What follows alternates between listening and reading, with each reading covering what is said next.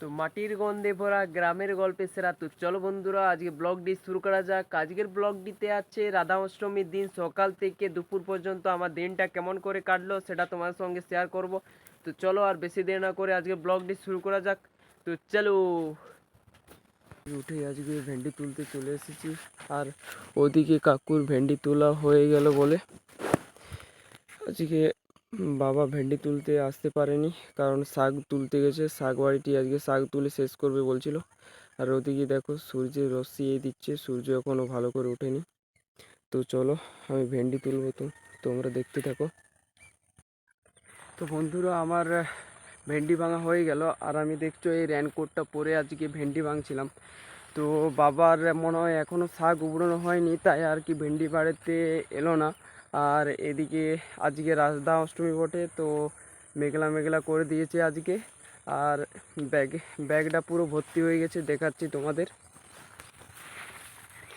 ভেন্ডিতে পুরো ব্যাগটা ভর্তি হয়ে গেছে, না হলে আরও একটা জমি ছিল আমাদের ওই দূর সাইডে।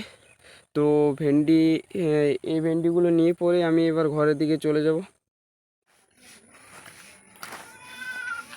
তো বন্ধুরা বন্ধুরা দেখতে পাচ্ছ আমি ভেন্ডি নিয়ে বাড়ি চলে এলাম। তো তোমরা এবার দেখতে থাকো, আজকে পুরো রাধা অষ্টমীর পুরো ভিডিও দেখাবো।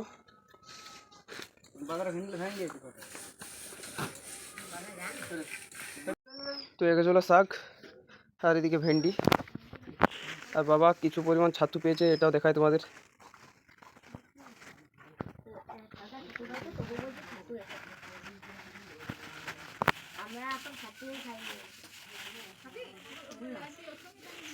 এগুলো কত হবে, কত গ্রাম হবে? 100। এগুলো 100 গ্রামের মতো হবে। তো এগুলো বিক্রি করে তেমন একটা পয়সা হবে না, কিন্তু কি বলবো, আজকে ছাতু খেতে নেই, আজকে রাধা অষ্টমী, তাই বাবা কম হলেও, ছাতুর পরিমাণ কম হলেও আজকে ওগুলি বাজারে নিয়ে যাবে আর বিক্রি করবে। ঠিক আছে, এবার চলো গোয়াল ঘরে গিয়ে, আমাকে গোয়াল ঘরে গিয়ে দাঁড়াতে হবে ওখানে, না হলে আজকে ভালো দুধ দেবে না। তো চলো, বাবা দুধ দুবে আর আমি দাঁড়াবো। বাছুরটি ছাড়া হয়েছে, বাছুরটি দুধ খাওয়া একটু হয়ে গেলে তারপর এটা বেঁধে দেবো, তারপর আমরা দুধ দইব। তো চলো, বাবা এখানে গায়ে ধুইবে আর আমি গাইটির গায়ে হাত বুলোবো।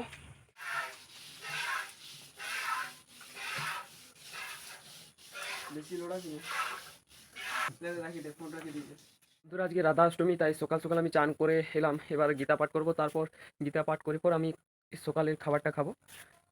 তো আজকে খুবই ভালো লাগছে, কি বলবো, রাধা অষ্টমী আজকে অনেক ধরনের পুজো হবে বাড়িতে, তোমাদেরকে সব রাধা অষ্টমী যা কিছু হবে ঘরে সব কিছু দেখাবো তোমাদের আজকে। আজকের ব্লগটি এটাই সবচেয়ে ইন্টারেস্টিং জিনিস হবে, তো তোমরা দেখতে থাকো বন্ধুরা। তো আমি এবার গীতা পাঠ করব, তোমরা দেখতে থাকো।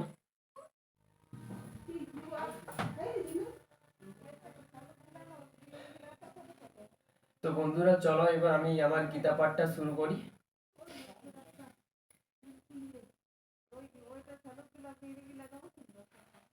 জয় রাধা মাধব কুঞ্জ বিহারী, গোপীজন বল্লভ গিরিবর ধারী, যশোদানন্দন ব্রজজন রঞ্জন যমুন তীর বনচারী।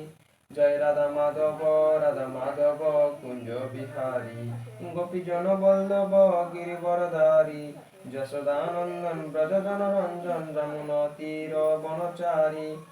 জয় রাধা মাধব কুঞ্জ বিহারী, গোপীজন বল্লভ গিরিবরধারী, যশোদানন্দন ব্রজজন রঞ্জন যমুন তীর বনচারী। অর্জুন বললেন, হে অচ্যুত, তুমি উভয় পক্ষের সৈন্যদের মাঝখানে আমার রথ স্থাপন করো, যাতে আমি দেখতে পারি যুদ্ধ করার অভিলাষী হয়ে কারা এখানে এসেছে, এবং এই মহা সংগ্রামে আমাকে কাদের সঙ্গে যুদ্ধ করতে হবে। যদিও শ্রীকৃষ্ণ হচ্ছেন পরমেশ্বর ভগবান, তবুও তিনি অহৈতুকী কৃপা বসে তার প্রিয় সখা অর্জুনের রথের সারথি হয়ে তার সেবা করেছেন। ভক্তের প্রতি করুণা প্রদর্শনে ভগবান কখনো অচ্যুত হন না।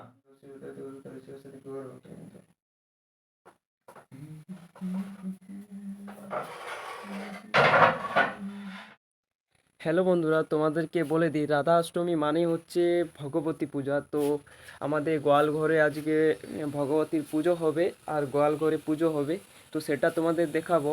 আর আজকে আমাদের বাড়িতে লুচি আর ঘুগনি হবে।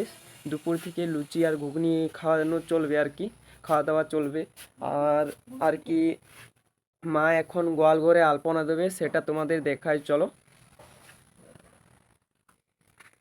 এই যে দেখতে পাচ্ছ, মা বাটিতে খড়ি মাটি গুলিয়ে এনেছে, এবার আলপনা দেবে গোয়াল ঘরে।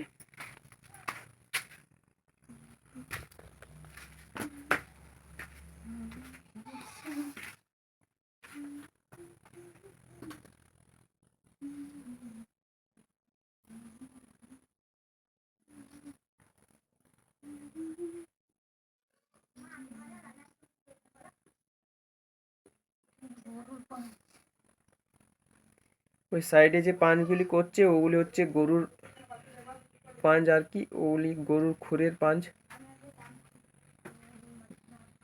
এখন আলপনা দেবে, একটু পরে বামুন ঠাকুর আসবে, তখন পুজো হবে। একটু পরে বামুন ঠাকুর আসবে তোমার, 10টা 11টা কাছে। 10টা 11টার সময় পুজো হয়ে যাবে।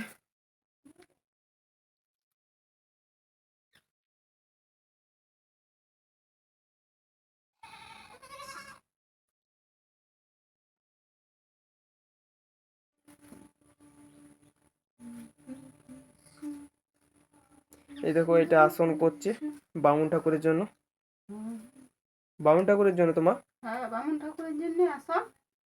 এটা আলপনা দিয়ে বামুন ঠাকুরের জন্য আসন করছে এখানে।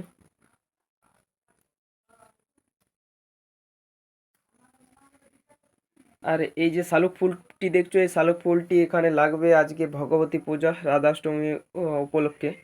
তো আজকে এই শালুক ফুলটি লাগবে, আরও অনেক কিছু জিনিস লাগবে। তো উম, যখন পুজো হবে তোমাদের তখন দেখাবো। তো চলো, এবার আমি সকালের আমার জলখাবারটা আমি খেয়ে নিই। এই যে বন্ধুরা দেখতে পাচ্ছ আমার সকালে নাস্তা, এই যে Parle-G biscuit, 4 piece Parle-G biscuit, এই ছোলাগুলি ভিজিয়ে রেখেছিলাম, ছোলা বাদাম আর মুগ গোলাই আছে। তো আজকে এটা ব্রেকফাস্ট হবে। তো বন্ধুরা, বামুন ঠাকুর আজকে আসতে দেরি করছে, আর কি বলবো। তো আমরা সব কিছু পুজোর জিনিস সাজিয়ে রেখেছি, এই দেখো এদিকে।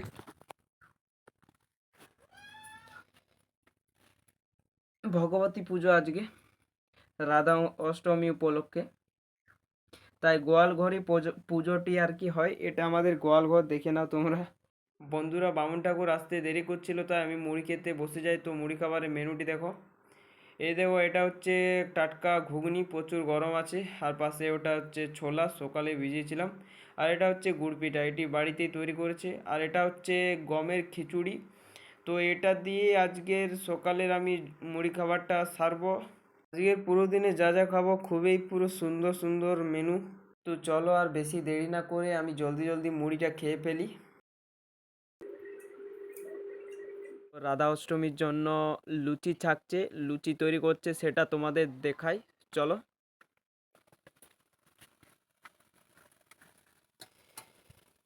এই যে দেখতে পাচ্ছ, মা এখানে রুটি বেলছে বেলনা করে, আর ওখানে ঠাকুমা লুচি চাকছে।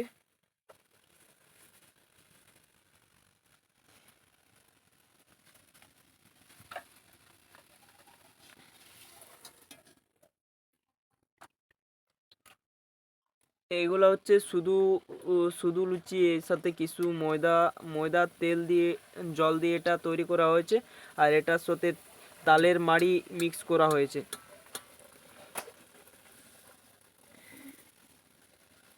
তো আজকে দুপুরবেলায় এই এই লুচি ঘুগনি সুজি এগুলি দিয়ে আর কি মধ্যাহ্ন ভোজনটা সারা হবে আমার।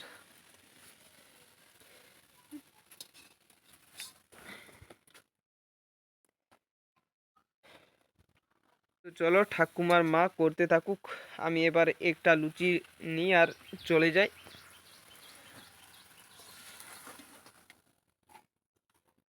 দেখলে আমি লুচি করার ভিডিওটি দেখালাম। এবার মা বুনি আর ওদিকে ঠাকুমা রয়েছে, আমরা এবার গুড়পিঠা করছি। তো এই রাধা অষ্টমী উপলক্ষে আমাদের গ্রামের সবাইকার বাড়িতে এই গুড়পিঠাটা করতে হয়। তো এই যে দেখো, গুড়পিঠা করার পদ্ধতিটি দেখো, এই যে এটাকে বলে জাওনা, এটা হচ্ছে আতপ চালের গুঁড়ি আর তার সাথে গুড় মিক্স করে একটা আস্তরণ তৈরি করা হয়েছে। তো এটাকে এবার এই যে দেখছো, এমনি গোল করতে হবে, আর এমনি করে ডেলা পাকাতে হবে, একটা ভালো একটা শেপ দিতে হবে। তারপর হয়ে গেল। তো এই যে দেখছো ঠাকুমা আবার এইগুলো আবার নিচ্ছে, ওখানে ছাড়ছে দেখো। তো দেখো এদিকে কেমন করে ছাকছে ঠাকুমা। ওই যে দেখো সাইডে গুড়পিটা করা হয়ে গেছে আর এদিকে রাখছে।